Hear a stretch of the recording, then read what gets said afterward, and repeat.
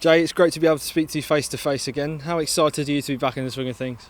Yeah, really excited to be back in. Really proud of the girls and the staff for all their work over the week. A little bit different, training 3 times this week, but it's been really crucial to get the girls back in and focus on their physical and mental prep just as much as the technical and tactical work like we did tonight. But overall, yeah, been really proud of their intensity, their application and their intent. What's the preparation been like this week? Obviously you penned in an extra training session. Has that helped at all? Yeah, massively it did. I think the first thing was getting the girls in, letting them socialise as a group again was so crucial on that Monday, and just letting them have fun and getting the balls out, letting them play football with a real added focus on their well-being and on their conditioning. And then obviously moving into Wednesday, get a feel of the pitch, of this pitch out here, 11v11 work. And then on the Friday today, we've really been able to pin down the little details that we believe are going to exploit Cheltenham, and the little areas that we know that they pose threats and how we're going to nullify them. What's the mood in the camp like at the moment? It must be one of excitement mostly. Yeah, it has been. I think getting back in, the girls were obviously really excited. You could see that with their play on the Monday. There was a real intent.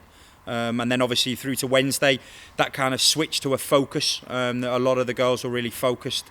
And then tonight as well, there was a little bit of nerves out there tonight. Obviously we got 20 players, a couple of development players coming up as well, made 22, and there's obviously 20 spaces in the squad, but only 11 can start. So you could see the nerves were there because players want to play. Every single player wants to be in that 11, and we've got some real good headaches, and we're going to have to pick the best team we believe are going to go out and earn a victory against Cheltenham. And after being away for so long, do you think the players will find it hard to find their feet in a game situation, or do you think they'll take it like a duck to water? I think we've got a very professional group of players, very committed group of players, and players that love the game. So they've kept themselves fit, and I'm very proud of each and every one of them. Very, very professional, as I've said. And I feel when they got on the pitch, it might take a little bit of time, like we've focused on tonight, getting our pitch geography, getting our dimensions right and our shape work right, because on that Wednesday there was a few things that we highlighted when we watched from an elevated view and that we needed to kind of get better at. We said that to the girls tonight and they went out and executed it. So we expect there's going to be some adrenaline, we expect there's going to be some excitement, some nerves, and now we've got to manage all them emotions in order to get the girls ready and prepared and ready to get going from the first whistle. Cheltenham, a side in the league below, but one with the same aims as us on Sunday. What are you expecting from them? Yeah, I'm expecting the team to come here and look to win the game of football and they want to win it in any way they can. They're going to obviously pose a physical threat. They're a physical team.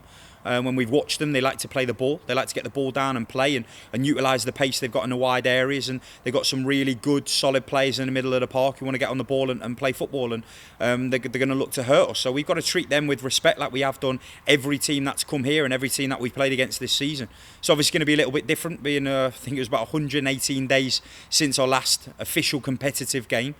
So there are going to be some challenges that are going to be posed, and we've got to make sure we're the most flexible and most consistent and ruthless team on the day to earn the victory. Finally, just a message to those supporters who aren't going to be able to come this weekend. How much are you going to miss them?